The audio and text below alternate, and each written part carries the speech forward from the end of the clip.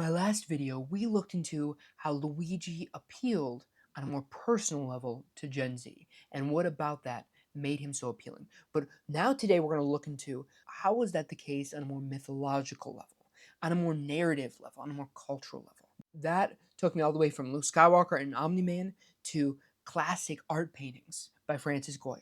And that allowed me to understand on a much deeper level why it is that our culture put us in that position. So let's look into it.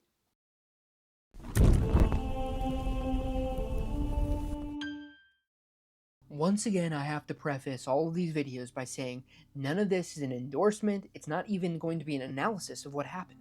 I'm more looking into, especially in this video, the cultural reasons why so many members of Gen Z were interested in this person and in what he did and what happened as a result. Let me say before I get into this particular video that it's going to be a little bit of a journey from topic to topic, but it's going to make sense all the way at the end. So stick with me because I think you'll really understand why this is so important. Our video today begins with a painting by Francis Goya. I'm going to put it on the screen now. I'm going to read a little bit of an excerpt from an article by thearchaeologist.org that will help to explain what this is. But once again, stay with me. This will really become interesting as we go along. The article reads, Saturn Devouring His Son by Francis Goya is a harrowing depiction of the ancient myth of the Titan Kronos, who is Saturn in Roman mythology, who, out of fear of being overthrown by one of his children, devours each child upon birth. So now let's talk about the mythology behind this and why this is so important.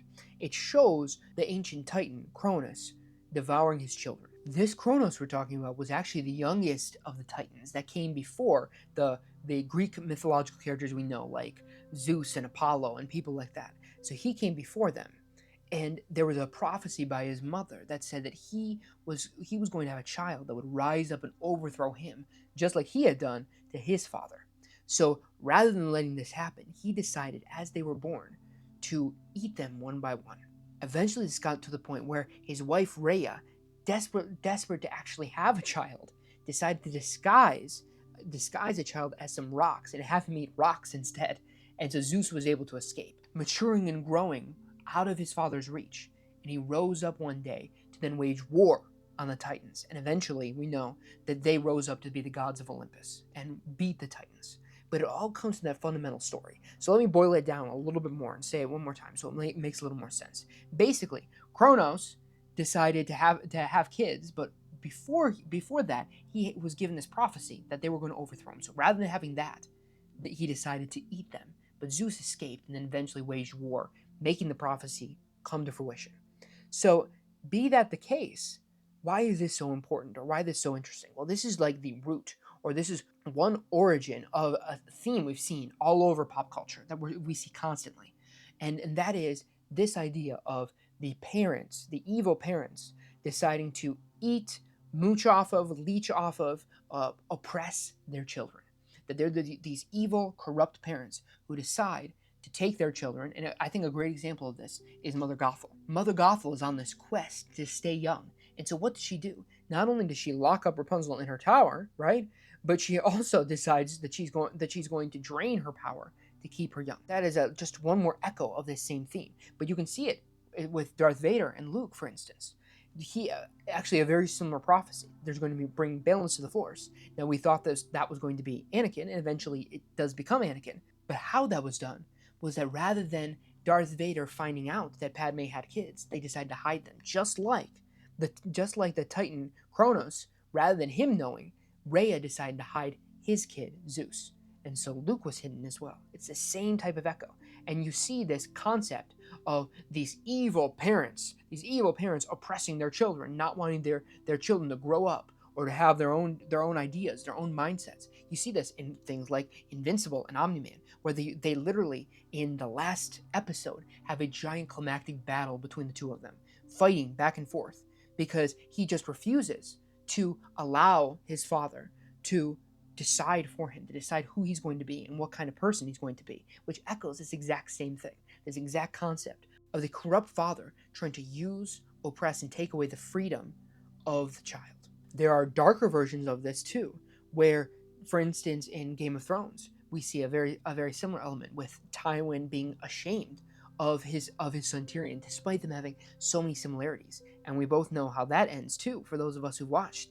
So then, on top of that, we have the Marvel Universe, which to me, it has so many examples of this. I think Ego versus Star-Lord, though. But we could also take Thanos versus Nebula, for instance, where literally Thanos decides to take Nebula apart, literally ripping her skin off. We think that Kronos is so crazy, but when you think about what Thanos did to Nebula, it's almost worse because he's taking bit by bit parts of her out and substituting them for parts that he prefers, that he likes better, that he thinks will serve his ends better. And it's that same element that we see. But I think Ego versus Star-Lord is the best version of this that almost maps on in a lot of ways. So the basic story, for those of us who don't remember or who need a refresher, was that Ego, this giant celestial planet, this god, decides he needs to go out and find someone who's going to be compatible with him to carry on his lineage so he can take over, literally spread all over the universe. So he goes one by one through all of these different women, all of these different species, and none of them work. And so what happens? Well, one by one, he kills them. One by one, he kills them until he can find the one that will help him take over the universe. And so when he finally finds Star-Lord, he thinks he's found it, but then he rebels. And what happens? Once again, he tries to kill him. He tries to murder him. And so what, in all of these things, what is the takeaway? What ends up being the core outcome? Well, the child ends up rebelling against the father, ends up rebelling against the parent, ends up asserting their own freedom, and oftentimes it ends with the death, whether that be intentional or unintentional. It ends with the death of the parent, and with the child coming into their own, which leads us to the next important part, which are coming-of-age stories. This has a huge overlap with this idea of the corrupt father and having to assert your own freedom and your own rights. Because a big part of becoming an adult is that freedom, that choice, the fundamental ability you have to exert your own will. But in a world like these ones we're talking about, where the father is powerful and won't let you, then sometimes that ends up with the rebellion ending in their death. And in the case of Luke, he decides not to. But again, that same power that ends up being behind Darth Vader, the Emperor in this case, what happens? Well, he dies as a result of his own corruption, his own power that he allied himself with, that being the Emperor in this case. Then we see a lot of other ones, like for instance, Ego versus Star-Lord, where in order for them to assert themselves, in order for them to do the right thing, and to make the choice that they believe in, they have to full-on kill the father. They have to destroy the father. And that is echoed in a lot of other stories. So that's where we see this overlap with coming-of-age stories, because it's about asserting your independence, asserting your ability to be a person, to have your own views, your own mindsets when it comes to the world and who you're going to be. In an article on literary theory, EnglishStudies.net defines a coming-of-age story as a genre in literature and film that focuses on the psychological and moral growth of a protagonist as they navigate the challenges and experiences of transitioning from adolescence to adulthood. So basically, these coming-of-age stories focus on a teenager full-on becoming an adult. And there's a huge key to this, and that is the loss of innocence, the loss of naivety. When you read an article like that, or you watch videos about coming-of-age stories, that's one of the huge keys, this loss of naivety, this loss of innocence, that you thought the world was this one way, this idealistic way, that it was just like your parents said, or just like the media had said, or just like stories, just like fairy tales, just like whatever the starting point of the film is. And then you learn that no, it's much darker than that, or more gray. There's much more to it than you had thought before. That is a huge point of a coming-of-age story. So let's take some examples from what we talked about earlier. A great one, for instance, is Omni-man versus Invincible. That's a great one. Why? Because Invincible, in the last episode, he learns who his father really is. To the past, he had thought of himself like, oh, he is the son of this Superman-esque figure, this great person, this Captain America, but for the entire world. And then he learns the truth of who he really is and who he really represents, more importantly. And that totally changes him. And you can see the way that he's shattered based upon that. And that's what a lot of coming-of-age stories deal with. They deal with the broken pieces, the broken parts that you have to reassemble to make yourself an adult. Because your old world is shattered like a piece of glass, like a stained glass window. And you have to make a new picture based upon that. You have to make up your new reality and who you're going to be based upon your new information. That the world wasn't as clear, when it wasn't as perfect, wasn't as ideal as it used to be. Another great example is Luke Skywalker and Darth Vader. Again, what's the one of the best twists in all of movie history is episode 5, where it turns out Darth Vader is his father. Why is that so important? Why is that so impactful? Because before he had thought of his father as being this great Jedi Knight, this Jedi Master that he wanted to aspire to be, very similarly to Invincible as well, where then you learn who he truly is. You learn that really your father is not who you thought it was.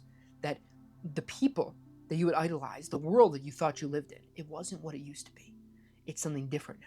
And of course, we have the one we were talking about in more detail, Star-Lord, where he learns that Ego was the one who in fact gave his mother cancer to begin with. And so that was another huge revelation that took away this idea of who his father might be, of who he really had.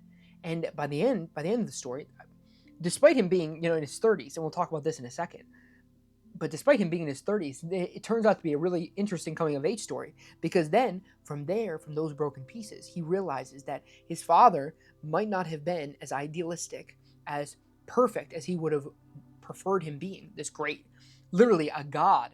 But Yondu turns out to be so much of his father that he didn't realize that he had, that he didn't conceptualize that he had to begin with, which is a perfect encapsulation of what we're talking about here. That you have this idealistic reality and then it's shattered, this loss of innocence, and you have to rethink your world from then on. And one more little fact will kind of bring this home, bring to a point, and we'll talk about how this all wraps up together. And that is the slow life strategy, which we've talked about on this channel more than once. But why is that important?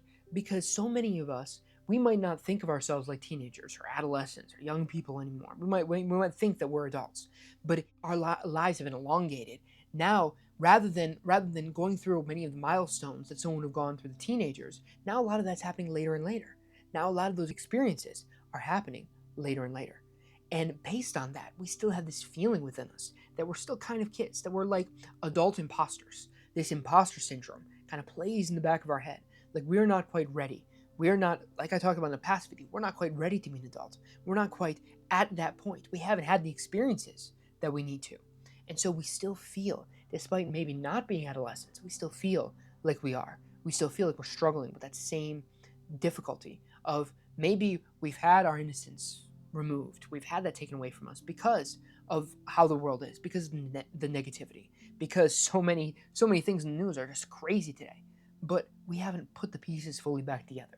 We haven't emerged from our story as fully realized adults yet. So more than it just being a story of a loss of trust in institutions, of difficulty, of finding a romantic partner, of having all this pent-up frustration at the world we live in and then directing it online, and that's part of the reason why we empathize with, why some of us at least, might empathize with what happened. More than even what we talked about in the last video, about personally feeling like we're not going to be prepared.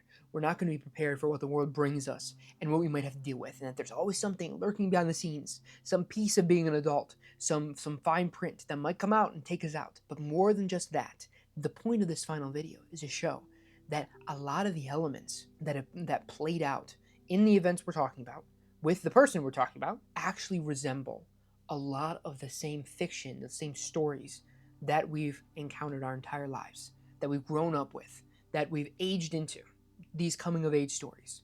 There's so much of this overlap. Why? Because when you look at it, not only was the CEO the same age as most of our parents, but he ends up representing, for a lot of us, this kind of corruption of someone who happens to be our parents' age, who sits atop an organization that represents so many of the corrupt things to these people I'm talking about, to these members of Gen Z, and then seeing someone our own age stand up to that and do something about it in a way that is against the law and is a crime 100%, but ends up still looking like, to at least some of us, a lot like the stories we've encountered. So that's been a look into how the narratives of our culture and the stories we've grown up with have poised a lot of Generation Z to be more supportive than others might expect. Thanks for looking into it, and I'll see you in the next one.